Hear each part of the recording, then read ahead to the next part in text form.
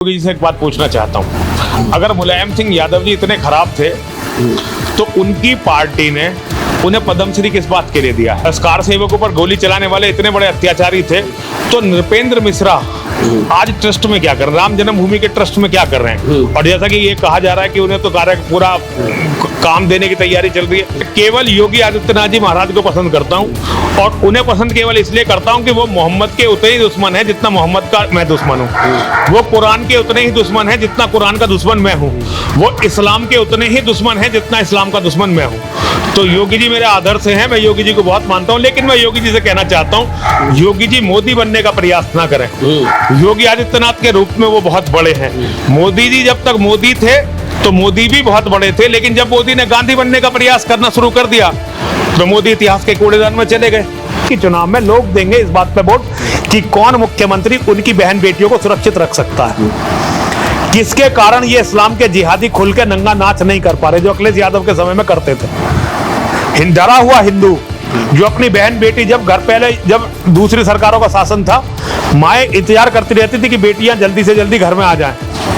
आज योगी जी के कारण हमारी बेटियां, हमारी बहनें, हमारी बच्चियां सुरक्षित हैं। योगी जी के केवल अपने कार्यों का असर पड़ेगा, ना राम जन्मभूमि के घोटाले का असर पड़ेगा, ना किसी और बात का असर पड़ेगा। योगी जी जो कर रहे हैं उसी पे यह चुनाव लड़ा जाएगा।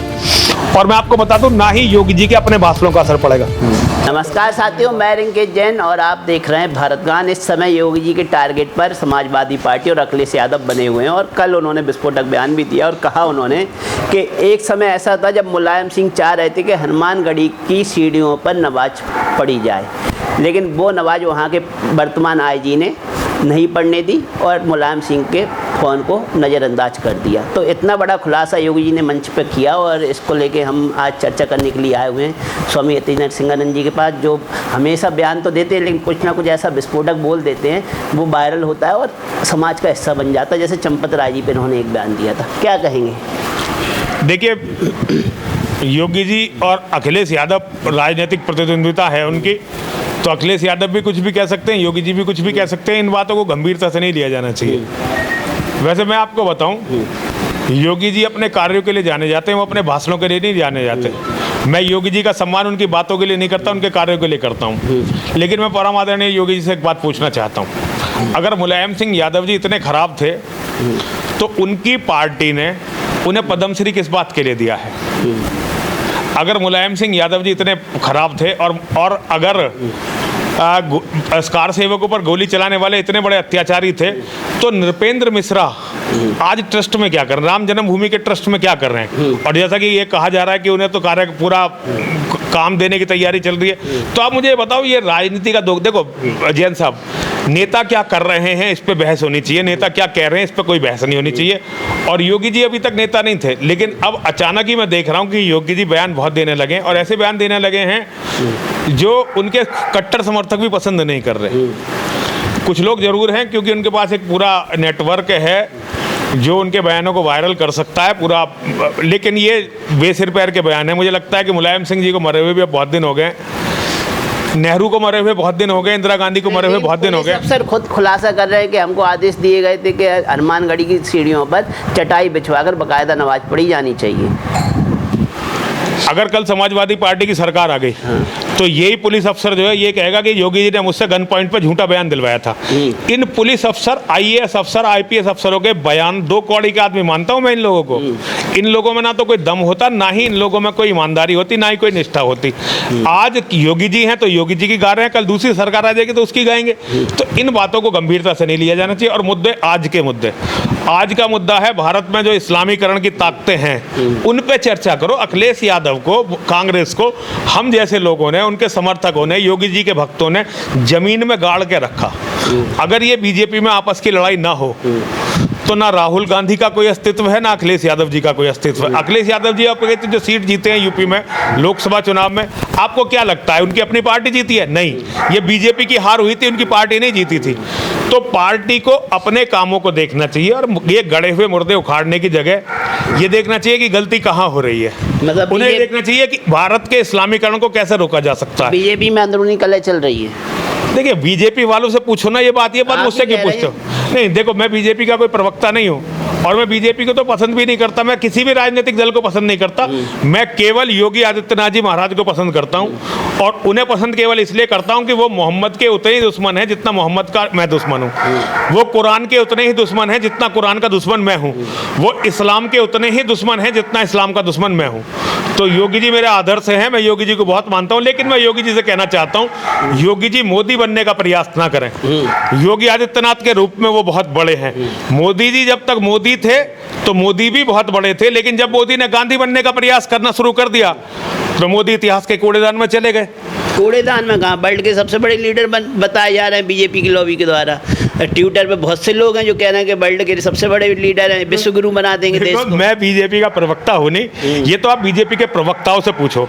लेकिन मोदी क्या है, ये मोदी को एक बार पद से हटने दीजिए, उसके बाद इतिहास किसी भी वर्तमान शासक की, अपने समय के वर्तमान शासक की स्थिति को तय नहीं करता, क्योंकि वर्तमान जो लिखते हैं वो चापलूस लिखते हैं, और उस आदमी के गुजरने के बाद जो तारीफ होती है वो वास्तविक इतिहास होता है, उसके बाद जो बुराई होती है वो वास्तविक इतिहास होता है। अपने समय में सारे हिंदू गांधी के चरणों में नतमस्तक थे, लेकिन आज जो गांधी की सच्चाई निकल के आ रही है वो इतनी विस्फोटक है कि जो प्राणवान हिंदू हैं वो अपना सिर ठोकते हैं कि भाई कभी हमने इसे अपना बाप माना।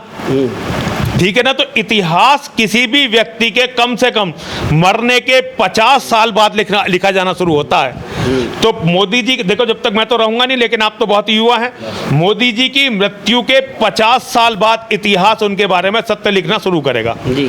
तो इतना इंतजार तो करिए, अभी इतनी जल्दी क्यों। लेकिन योगी जी के बाद इतिहास रचने का समय है।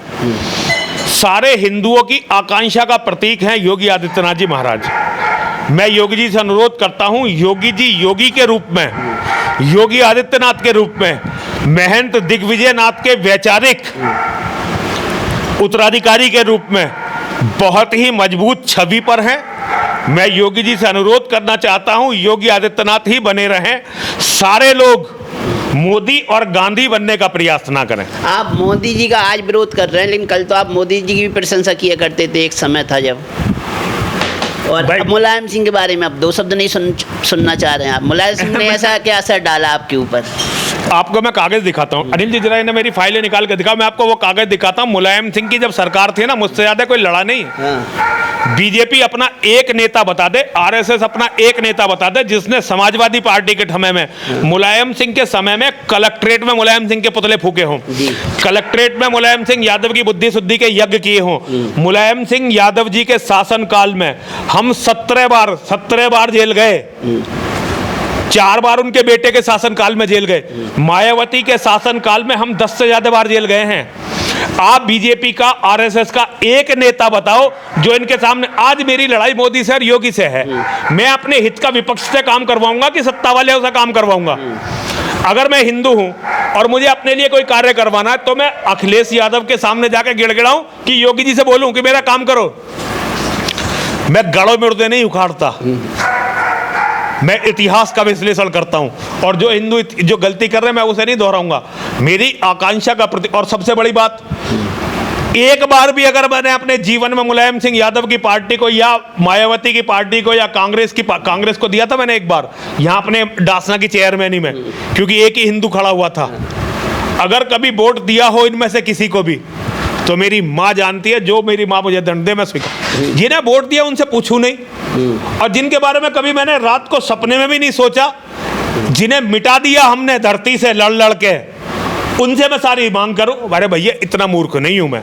लेकिन नए हिंदू बने अखिलेश यादव से योगी जी बोल रहे हैं कि हमेशा आप मंदिरों में भी नमाज पढ़ाने की बात क्यों करते हैं, मंदिरों से भाईचारा स्टार्ट क्यों करते हैं, क्यों ना आप मस्जिदों में हनुमान चालीसा पढ़ा के दिखाते। देखो ये बात तो आप जो है जाके योगी जी से पूछो, और ये बात आप जाके पूछो अखिलेश यादव से। लेकिन योगी जी ही कहाँ मस्जिदों में हनुमान चालीसा पढ़वा पा रहे हैं। योगी जी को ये हिंदू राष्ट्र बनाना चाहिए, ऐसा देश बनाना चाहिए जिसमें एक भी मस्जिद ना हो, एक भी मदरसा ना हो, एक भी कुरान ना हो, एक भी मुसलमान ना हो। क्या आपको लगता है कि योगी जी और योगी जी की पार्टी ये काम कर रहे हैं या इस दिशा में जा भी रहे हैं? तो मैं इस देश को उस दिशा में लेके जाना चाहता हूँ। तो आप योगी जी से सीधा कह रहे हैं कि अखिलेश नहीं कर पाए, अगर आप में हिम्मत है तो मस्जिद में आप हनुमान चालीसा पढ़वा के दिखा दो। मैं तो चाहता हूँ, अरे मैं योगी जी चैलेंज नहीं करना चाहता, मैं योगी जी के चरणों में करबद्ध प्रार्थना कर रहा हूँ। योगी जी योगी के रूप में बहुत अच्छे हैं और योगी जी को लोग उनके काम के रूप में जानते हैं, काम करने वाले के रूप। भाषण के बारे में योगी जी कोई नहीं जानता और ये अब से नहीं है, जब वो गोरखपुर में महंत उत्तराधिकारी बने थे तब से लेके आज तक योगी जी को सब उनके कार्यों के लिए, उनकी दिलेरी के लिए, उनकी सत्यनिष्ठा के लिए जानते हैं। और मैं दुनिया में बहुत कम ऐसे लोग हैं, मैं चाहता हूं कि अगर वो भारत का प्रधानमंत्री भी बने तो योगी आदित्यनाथ के रूप में बने, किसी दूसरे की छवि को लेके ना बने। लेकिन आपने कहा भाषणों की वजह से योगी की पहचान नहीं, लेकिन बटेंगे तो कटेंगे योगी जी नहीं कहा और मंच से ही कहा और उसकी वजह से वोट भी मिला बीजेपी को। और बांटा किसने? ये यूजीसी लाके बांटा किसने?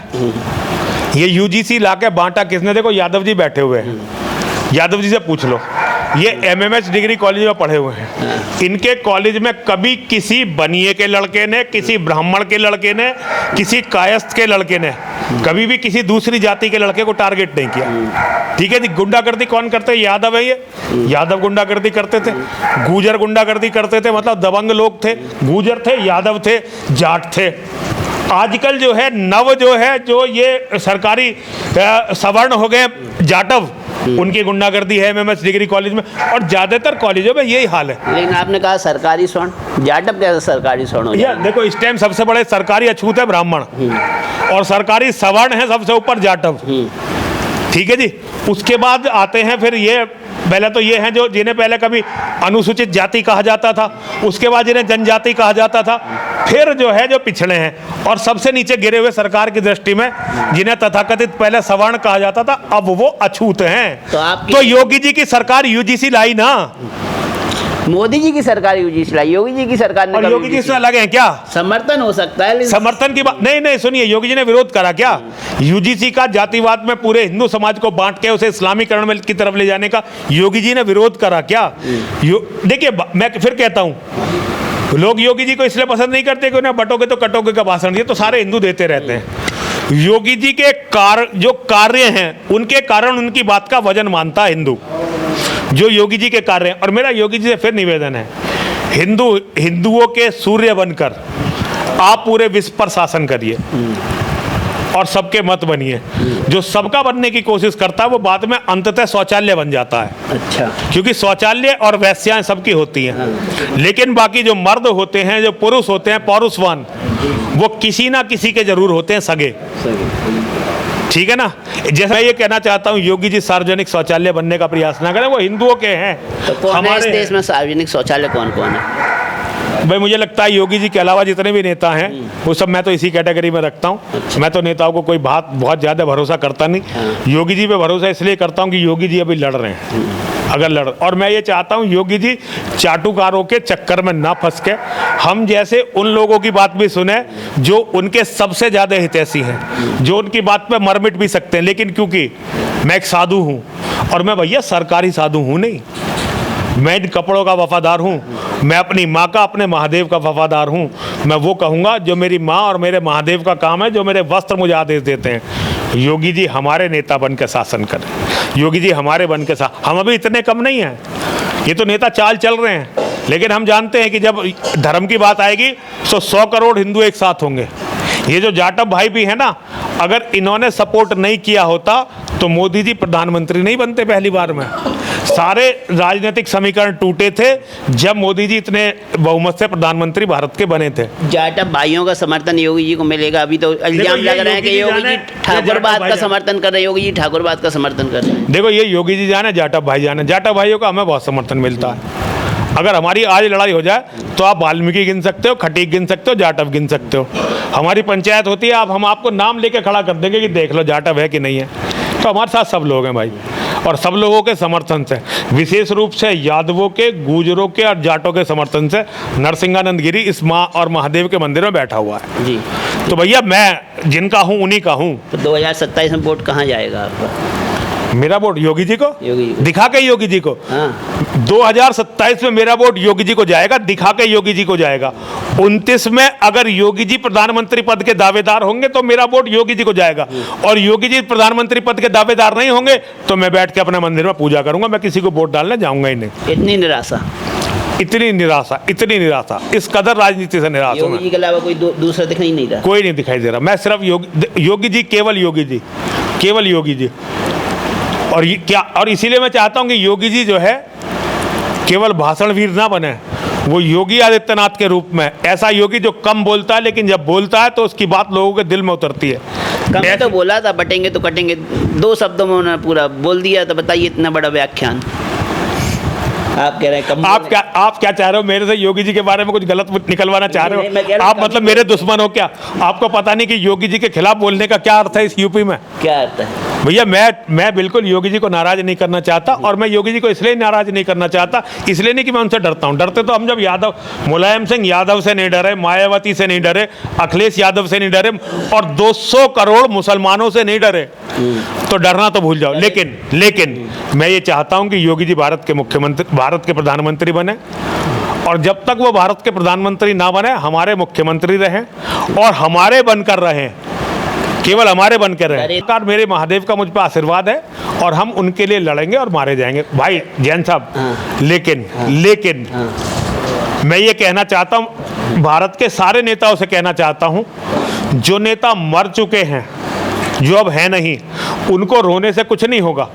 200 करोड़ मुसलमान जो पूरी दुनिया के भारत में कब्जा करना चाहते हैं, हम उनकी योजनाओं को विफल करने के लिए क्या ठोस कर रहे हैं, ये हिंदू को बताओ, तो हम तुम्हारा सम्मान करेंगे। वरना भैया, ना तो अब कांग्रेस का नेहरू बोल रहे हैं यूसीसी आने वाला है, उस पैटियों की छटनी करके बाहर भेजेंगे। जब छटनी हो जाए, जब जैन साहब मेरी बात लेना आ जाना, मैं बहुत बहुत धन्यवाद दूंगा माननीय देश के गृह मंत्री अमित शाह जी को भी, प्रधानमंत्री जी को भी, सारे नेताओं को, पूरी बीजेपी को धन्यवाद दूंगा जब ये कार्य हो जाए। मैं नेताओं के भाषण नहीं सुनता, मैं उनके काम देखता हूं कि उन्होंने क्या काम किए हैं। वोट चोरी का असर पड़ेगा योगी जी की इमेज पर 2027 इलेक्शन पे? नहीं, योगी जी के केवल अपने कार्यों का असर पड़ेगा, ना राम जन्मभूमि के घोटाले का असर पड़ेगा, ना किसी और बात का असर पड़ेगा। योगी जी जो कर रहे हैं उसी पे यह चुनाव लड़ा जाएगा। और मैं आपको बता दूं, ना ही योगी जी के अपने भाषणों का असर पड़ेगा, योगी जी के अपने भाषणों का भी असर नहीं पड़ेगा। चोरी का असर नहीं पड़ेगा? नहीं, चुनाव पे कोई, यूपी चुनाव पे कोई असर नहीं पड़ेगा। देखिए, यूपी के चुनाव में लोग देंगे इस बात पे वोट कि कौन मुख्यमंत्री उनकी बहन बेटियों को सुरक्षित रख सकता है, किसके कारण ये इस्लाम के जिहादी खुल के नंगा नाच नहीं कर पा रहे, जो अखिलेश यादव के समय में करते थे। डरा हुआ हिंदू जो अपनी बहन बेटी, जब दूसरी सरकारों का शासन था, माएँ इंतजार करती रहती थी कि बेटियां जल्दी से जल्दी घर में आ जाएं। आज योगी जी के कारण हमारी बेटियां, हमारी बहनें, हमारी बच्चियां सुरक्षित हैं। और ये बात मैं नहीं कहूँगा, आप यादव जी, अनिल यादव जी बैठे हैं, आप इनसे पूछ सकते हैं। ये वास्तव में बहुत बड़ा अंतर है। हालांकि अफसरों में कोई बहुत अंतर नहीं है, लेकिन योगी जी के कारण सबको पता है कि अगर किसी लड़की से ज़बरदस्ती की गई तो एनकाउंटर हो जाएगा, ठीक है ना। इसकी कारण हमारी बहन बेटियां सुरक्षित हैं। इसी बात पे योगी जी फिर मुख्यमंत्री बनेंगे, इसी बात पे योगी जी मुख्यमंत्री बनेंगे। योगी जी को अगर कोई हटा सकता है तो उनकी खुद की पार्टी हटा सकती है। जनता के दिल में योगी जी का राज है, और जिस दिन उनकी पार्टी योगी जी को हटाने का प्रयास करेगी, उनकी पार्टी खत्म हो जाएगी। जी, धन्यवाद।